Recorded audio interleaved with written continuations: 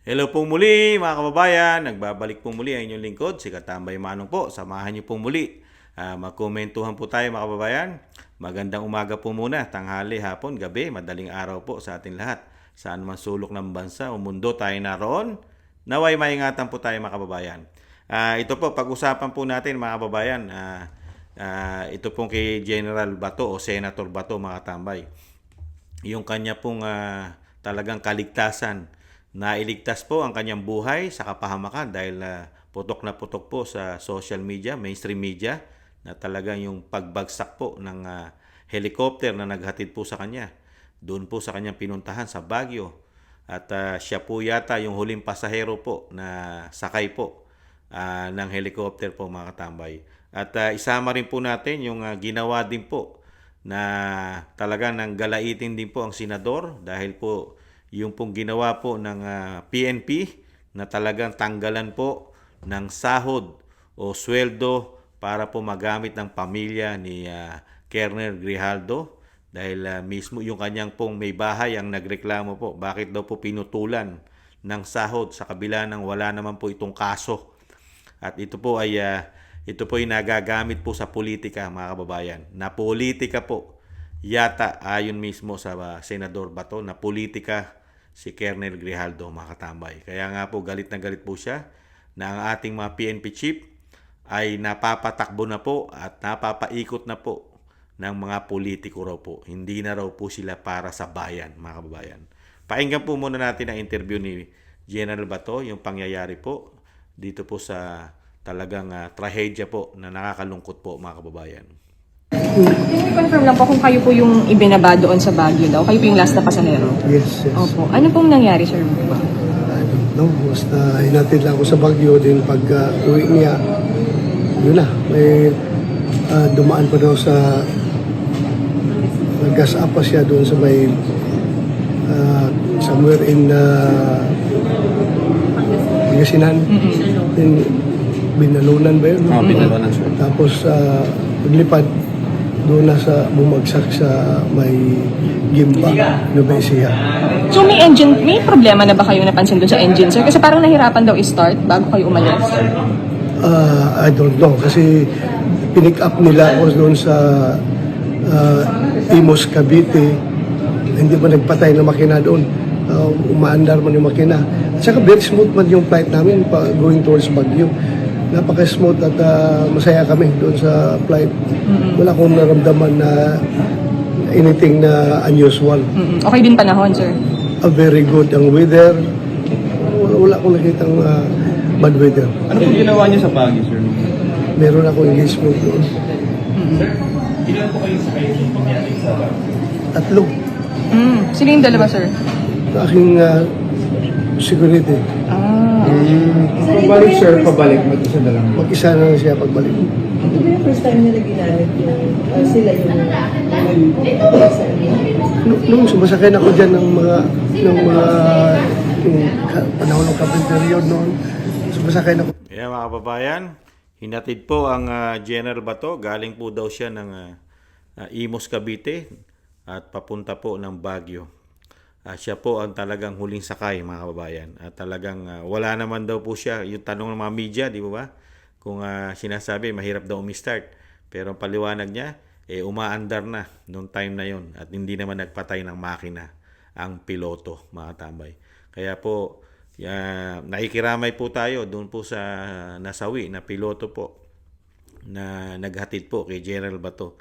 At talagang pag hindi mo pa oras, di po ba mga kababayan, nakita nyo po, kasi kung talagang oras na po ni General Bato, kasi yung time na yon po pwede rin po siya kasama, di po ba, doon sa pagbagsak. Kaya lang po, hindi pa niya po panahon, mga kababayan. Kaya po, ipagpapasalamat to ng mga Pilipino, tayo po, na makapaglilingkod pa po ang general, ang Senator Bato sa bansang Pilipinas.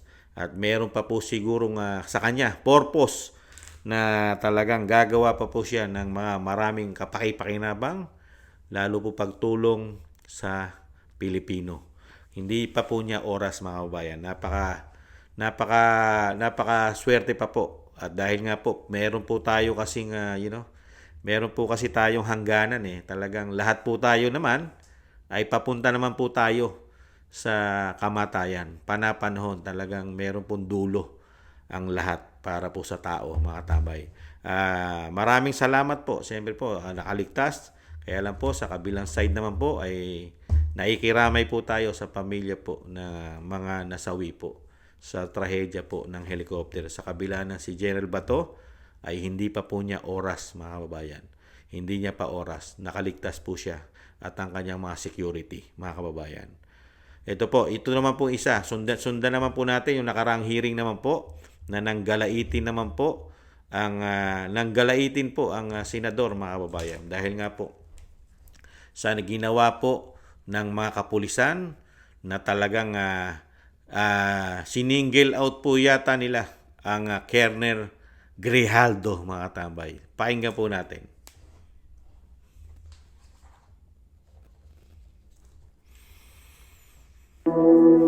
Tell me something. Yung DIDM, yung sitwasyon ni Colonel Grijaldo, nagreklamo yung asawa. They are always talking about welfare ng mga tao natin. Nakakulong na yung asawa niya, pinutulan pa daw ninyo na sweldo. Sino bang taga DP? DP. Upo ka dito. DP. Ano bang polisiya ninyo tungkol dyan? Bakit pinutulan ng sweldo si Grijaldo? Gamitin mo yung microphone. Sir, si Colonel Grijaldo, sir. Ano ka sa DP? Division Chief, sir. Ng, Policies, Plans, and Program so Division. you represent DP and the Chief PNP as far as the Grijaldo case is concerned. Am I right? Sige, sagutin mo lang yung mga tanong ko. Sige, anong sasabi mo? Colonel Grijaldo, sir, is considered allowed, sir. Allowed, automatic leave of absence without pay, sir. Why? Na-contempt siya, sir, so hindi siya makapagtrabaho. And I don't know, sir, kung may order na rin siya, sir, as allowed pay. Hindi ba nyo titingnan na double whammy yan on the part of Grijaldo? Sobrang injustice na yan sa kanya. He's suffering from injustice na pagkakulong niya ngayon for telling the truth. Dapat ang PNP, you should be proud of him for standing for what is right and for standing for the truth. Dapat i-consider yung bayani yung si Colonel Grijaldo dahil hindi siya nagpapatinag eh. Sinasabi niya katotohanan. Kahit na i-contempt niyo ako ilang beses dito, kahit na ikulong niyo ako ng ilang beses, basta yan ang katotohanan, panindigan ko yan. Dapat, he deserves your applause. Kayong PNP, tinayo niya yung bandera ng institusyon ng PNP na kami ay ganito. Hindi kami natatakot kahit sino mga congressman kayo dyan na mag-intimidate sa akin. Basta katotohanan lang ako. Bakit ginanon ninyo yung tao ninyo? Isn't it very double injustice on his part? Na wala na makain yung pamilya niya dahil pinutulan niyo ng sweldo? Hindi naman niya, he did not violate any law. To tell you frankly. Ay, i-interpret na ninyo yung batas to the detriment of your people. Yan po, mga kabayan, totoo po yun. Wala naman po nilabag na batas ang Colonel Grijaldo, pero talagang na politika po ang koronel, mga tambay. Wala po, contempt po, dahil po hindi po siya po napasunod, mga tambay. Dahil po siya ay talagang yung totoo po ang sinabi niya. Wala po siyang inamin na talagang hindi naman talaga totoo at pinanindigan niya na wala po kasing reward system yung sinasabi po ni retired Colonel Garma. Di ba? Si Garma, yung nawala na po, hindi natin malaman kung saan napunta. Ang sabi raw po, nasa Amerika, tumakas, nahuli doon. Di ba? Ganun po katindi. Yung nagbibintang kay Colonel Grijaldo ay tumakas ng Pilipinas. Paano paniniwalaan yung tao na sinasabi nila na kanilang witness, wala naman sa Pilipinas yung witness na pinagbibintangan na merong reward system daw doon sa war on drugs, mga kababayan. Pero pinagpilitan po nila na mali at totoo ang mga congressman sa Quadcom. Di po ba, mga kababayan? Grabe, no? Tapos, pinagtapat din na talagang pati siya ay sinusuhulan ng mga congressman, di ba? Na ginagawan siya ng script, di umano, ang Colonel Grijaldo, na para lang po maging mapasama po ang dating Pangulong Duterte. Di po ba? Ibinunyag po niya yan sa Senado na may mga congressman na gusto po siyang turuan ng kanyang masasabihin. Di po ba? Para lang po yung sinabi po ni Colonel Garma ay maging totoo. Kaya po napakahirap po, mga kababayan. Nakakahiya. Nakakahiya na po ngayon ang ating institusyon. Ang institusyon po ng kapulisan sa panahon po ng bagong Pilipinas ay mukha po yatang nawawala na po ang dignidad, mga katambay. Wala na pong dangal. Hindi na po yata para sa Pilipino, para sa taong bayan, ang paglilingkod po ng ating mga kapulisan yata. Mukhang sa mga politiko na po sila naglilingkod. Samantalang ang mga politiko ay tayo pa ang nagluluklok sa mga yan. Pero mga kapulisan, tayo rin. Lahat sila, mga kabayan. Real talk. Lahat po sila ay paswelduhin po natin. Palamunin, paswelduhin. Dahil sa tax po natin sila kumikita. Di ba? Pati pagkain nila lahat. Pati pension nila. Puro sa taxpayer. Pero ang paglilingkod po nila, doon din po sa pinalalamon po ng Pilipino. Doon po sa pinasusweldo rin ng Pilipinong mga politiko. Nakapagkukurap pa sila. Pinalalamon mo na, pinasusweldo mo pa, nagnanakaw pa. Pero sila yata ang sinusunod pa yata ng kapulisan. Para lahat po. Di ba? Real talk. Kasi kung wala ang tao, kung wala ang mga Pilipino, kung wala ang mga negosyante, lahat po sila gutom. Wala pong tax na makukolekta po. Sila. Di po ba? Kung wala tayo, walang mga Pilipino, ang bansang Pilipinas, walang tao, walang mga negosyante, sa tingin nyo, mabubuhay ang mga politiko na yan? Pati ang mga kapulisan. Di po ba? Kaya ba nilang palamunin ang mga sarili nila kung sila-sila lang? Sige nga. Itira mo dyan ang mga politiko at mga pulis. Sila-sila lang ang tao sa Pilipinas. Nabanggit lang natin. Pero hindi naman po mangyayari yan. Dahil ang mundo po natin ngayon ay crowded na po sa tao. Kaya lang nakakalungkot lang po, mga kababayan. Dahil lang sa pamumulitika, walang kaso. Ginipit mo. May pamilya yung tao, si Colonel Grijaldo. Nagreklamo na kay Senator Bato, yung asawa, na wala na silang income halos dahil umaasa sila sa sweldo ng asawa. Pinutol. Dahil sa pamumulitika, dahil hindi nila nagustuhan ang sagot at paninindigan, dahil nanindigan si Colonel Grijaldo na nanindigan siya sa tama. Hindi siya lumagay sa mali. Kahit na ito ikakulong niya. Kahit labag sa batas na ang ginagawa ng mga Quadcom committee na yan. Na wala naman siyang kaso, pero pinakukulong nila. Ganun po katindi. Kaya intayin mo, Colonel Grijaldo, konting tiis na lang po, sir. Konting tiis na lang po. Mababaliktad po ang sitwasyon, Colonel Grijaldo. Kasi po, ilang buwan na lang po, mababaliktad po. Mawawala na po yung 19 Congress na yan, mga politiko na yon. Kung hindi po magkakaroon po ng malawakan dayaan, di umano, hindi na po makakabalik yan. Yung mga politiko na yan sa 19 Congress, kung hindi nagkakamali, ang inyong lingkod. Lalo-lalo na yung grupo ng TRICOM na yan, Quadcom, Makabayang Black na yan, Makabayan, at marami pa, mga congressman.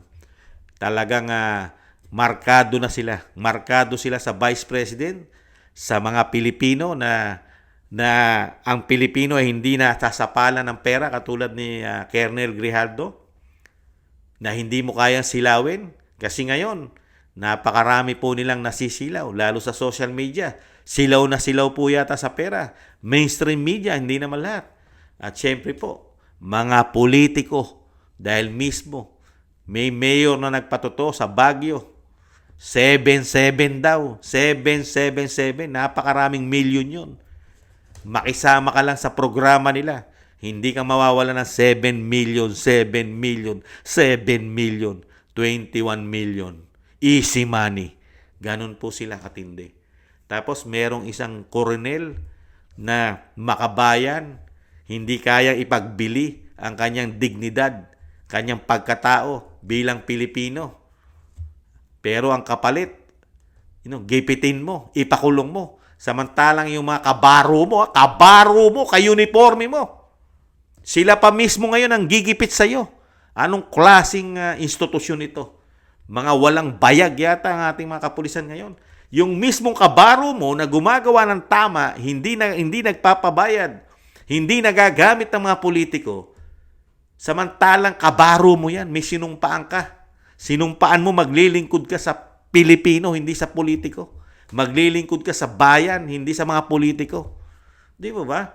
Kaya nakakalungkot lang po, mga kababayan. Kaya nga po, ay nako. Kaya nakakalungkot po nangyayari sa ating bansa. Lalo po nung makapasok po yata ang bagong Pilipinas. Bakit nagkaganito? Pati po ang ating kapulisan na napakahabang panahon na sirang-sira ang kanilang institusyon, naibangon kahit papaano nagkaroon ng dangal ng 6 na taon sa panunungkulan ni dating Pangulong Duterte. Ang mga kapulisan natin nagkaroon ng konting dangal.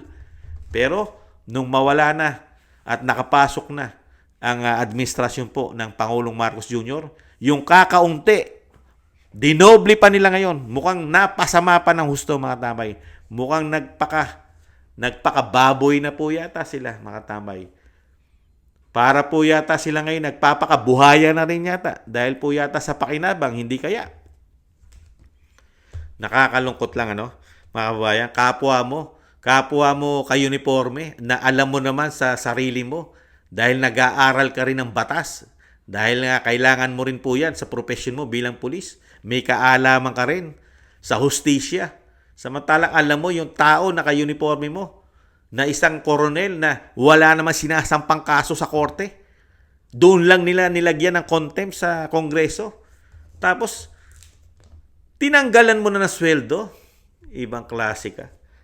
Mas makapangyarihan pala ang Kongreso ngayon kisa sa korte. Kisa sa saligang batas natin. Mas makapangyarihan pala ang mga congressman. Ibang klase. Sana hindi na makabalik yung mga yan, mga kababayan. Walang patutunguhan po dahil lahat po sila, ibang klase po sila magpatupad ng batas itong mga congressman na ito. At grabe, talagang wala ka ng tulak kabigin sa kanila ngayon. Ibang-iba, halos lahat po ngayon. Iisa ang karakas. Pati po ang ating mga men in uniform, nagagamit na rin po nila yata, mga kababayan. Nakakalungkot. Ay, nako. Patawarin po sila, mga kababayan. Maiksi lang ang buhay. Maiksi lang ang buhay ng tao. Hindi ka pa gumawa ng tama. Hindi mo pa ayusin ang iyong pagkatao. Napakaiksi ng buhay, mga kababayan. Nakita niyo po yung nangyari kay Senator Bato. Kung yun oras niya na, tingnan niyo po, napakaiksi ng buhay. Isang iglap lang. Seconds. Oras lang. Pwedeng bumagsak ang sinasakyan mong helicopter. Di ba? Ganun lang po kaiksi. Sa isang segundo, minuto, oras, pwede na tayong bawian ng buhay ng nasa itaas. Di po ba? Pero ayaw mo pang gumawa ng tama. Napakaswerte lang po ni Senator Bato dahil hindi niya pa oras. Di ba? Binigyan pa siya ng pagkakataon o talagang hindi niya pa talaga oras. Kaya po, sana rin po, doon po sa binigay po at hindi pa po oras ni Senator Bato, gamitin din po ninyo yan, Senator. Gamitin niyo po sa tama, pagtulong, pagbangon ng ating bansa. Gamitin niyo po yung binigay po sa inyo na buhay ng nasa itaas. Dahil binigyan po kayo ng panibago. Dahil kung yan po ay iisipin natin, titingnan natin yung sitwasyon, pwede pong bumagsak yan anytime, pero nahihatid pa kayo. Nahihatid pa ang senador. Tapos nung mahihatid at bumalik na ang piloto, ang helicopter, doon po bumagsak. Tingnan niyo po.